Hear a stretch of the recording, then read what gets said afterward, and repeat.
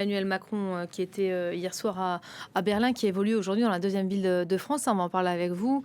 Flore Simon, le terme robuste, vous validez tout à l'heure de la tête, le chef de l'État qui s'attaque à un tout autre dossier aujourd'hui. Image ici en direct, le président français qui Ça peut évolue être toujours au sein du le message quotidien du bout du monde, mais La la Provence. volumétrie de ces Il a entamé messages, sa leur visite répétition, par un échange avec les lecteurs du journal sur la je démocratie à suis l'épreuve des exposé, réseaux ça a sociaux été qu'il la souhaite première interdire aux question jeunes où de votre moins mot m'a frappé, de 16 ans. à une Ensuite, surabondance il inaugurera un et ça, commissariat ça ainsi crée que quoi? Ça l'agrandissement de la crée de prison l'insatisfaction des permanente Baumettes, et donc on est Marseille, dans une Marseille en société grand. Ça, c'est où un les plan qui a été repères lancé qu'on en avait ont été 2021, un peu Florent. bousculés. Oui, tout à fait, Isabelle. Donc, Il y a de plus en Emmanuel Macron se rend à Marseille pour en effet ce tour de France, où donc il va rencontrer des lecteurs. En l'occurrence, il est en ce moment avec ceux de la Provence. Et puis avant, il était à Arras.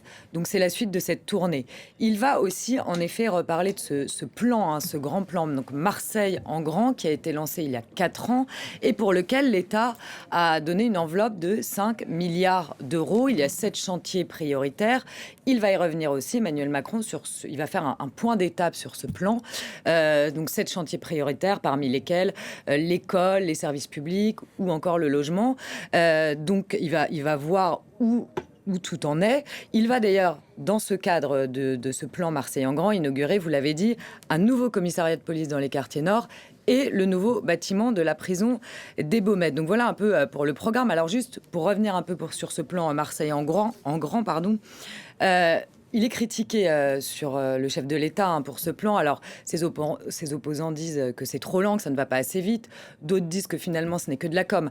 Alors, c'est vrai que les projets mettent du temps à se mettre en place, mais il y a quand même des choses qui ont été faites. Pour l'école, par exemple, sur 188 écoles, il y en a 15 qui ont été rénovées et 86 qui sont en cours.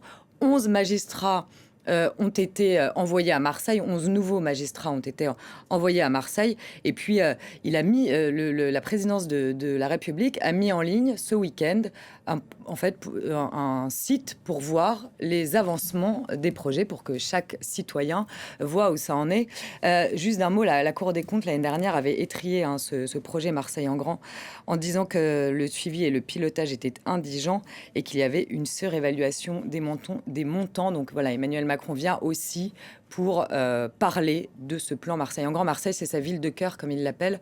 Le chef de l'État s'y est rendu. C'est la ville dans laquelle il s'est le plus rendu lors de ces 2 quinquennats. Voilà, deuxième ville de France, avec cet autre sujet qu'il va évidemment aborder, cause nationale, la lutte contre le narcotrafic. Oui, bien sûr, et c'est aussi tout l'enjeu de sa venue à Marseille. Il est attendu de pied ferme sur ce sujet. Et d'ailleurs, il y a quelques minutes, devant les lecteurs de la Provence, le chef de l'État a dit on doit pilonner. Il a ajouté que pour les consommateurs de drogue, l'amende serait désormais élevée à 500 euros. Donc, vous voyez, il fait des annonces. En tout cas, devant les lecteurs de la Provence. Alors évidemment qu'il est attendu sur le sujet, mais ce qu'on voit, c'est vrai que pour l'instant, il n'y a pas forcément de résultats très concrets. Il y a un mois, le frère de Amine Kessassi a été assassiné. Les autorités soupçonnent un crime d'intimidation, c'est-à-dire que c'est son frère qui a été assassiné. Lui est un militant de la lutte contre le trafic de drogue. Ça veut dire qu'on monte d'un cran dans la violence. Pour faire peur, maintenant, on s'attaque aux proches. Il y a 3 semaines, c'est un jeune de 15 ans qui a été retrouvé brûlé. Et puis, les salariés d'Orange, l'entreprise Orange, sont revenus depuis hier dans leur entreprise. Ça faisait 15 jours qu'ils n'avaient pas pu y aller à cause des deals en bas de leur entreprise. Et donc, ils se sentaient menacés. Donc, vous voyez, le danger ne semble pas jugulé. Alors, l'État n'a pas rien fait. Il y a eu des opérations Place Net, puis Place Net XXL. Il y a une loi narcotrafic qui a été promulguée en 2025 qui a permis la mise en place de plusieurs choses.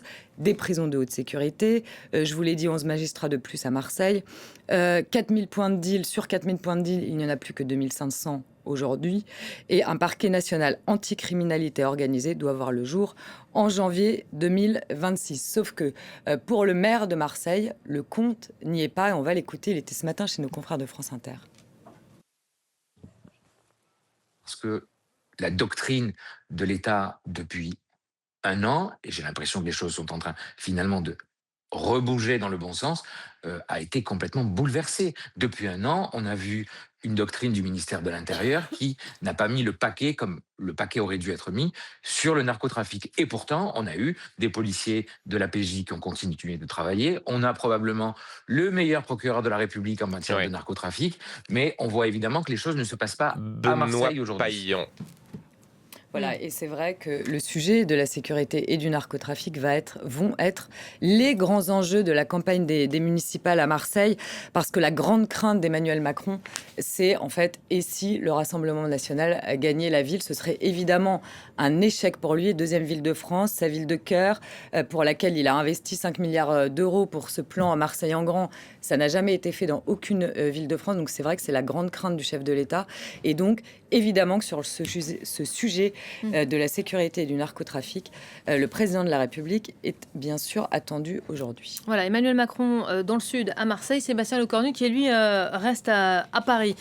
Il y a du boulot. La DNC, dermatose nodulaire contagieuse, dont on vous parle depuis plusieurs jours maintenant. On en a fait notre info du jour tout à l'heure. Évidemment, préoccupe les autorités. Ça fait l'objet de réunions de crise aujourd'hui à Matignon. Tout à fait, Elisabeth. Une première réunion de crise à 10h30 avec pas moins de 8 ministres, dont Annie Genevard pour l'agriculture, Gérald Darmanin pour la justice et Laurent Nunez pour l'intérieur.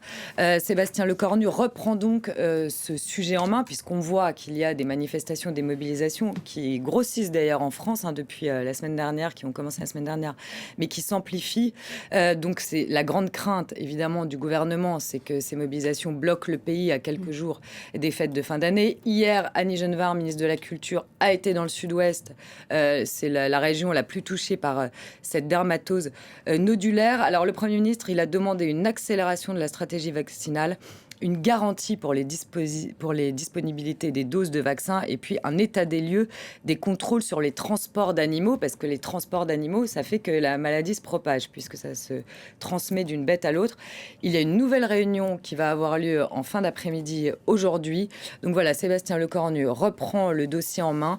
C'est ce que lui avait demandé notamment Carole Delga, la présidente de la région Occitanie, il y a quelques jours.